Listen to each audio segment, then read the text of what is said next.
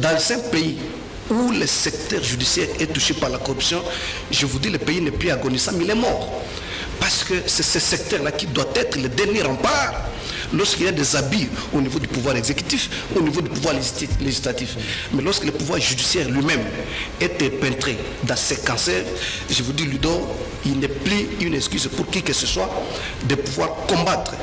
Vous allez vous retrouver devant un magistrat qui, ayant été condamné par exemple, il a purgé sa peine, en principe il ne devait plus revenir parce que c'est de l'immoralité.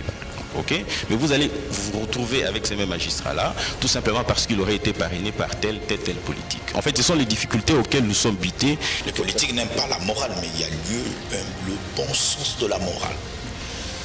L'éducation, c'est-à-dire nous devons former les gens dans un pays. Ces gens-là doivent être excellents.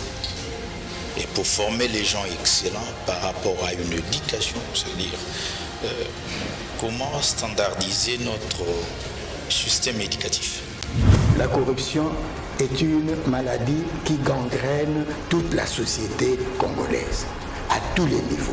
Tous les secteurs sont concernés, mais il y a des secteurs qui sont plus concernés que d'autres. Entre autres, il y a le secteur politique, il y a le secteur judiciaire et il y a le secteur économique commercial. Nous constatons que, en fait, le mot que je peux utiliser, que j'ai retrouvé aussi dans beaucoup de textes d'analystes neutres, n'est-ce pas? Eh bien, l'homme politique congolais est devenu comme un produit commercial. On l'achète, on le vend. Merci d'avoir été 2 millions à nous suivre de partout. Aujourd'hui, nous avons parlé de la corruption en République démocratique du Congo et le remède.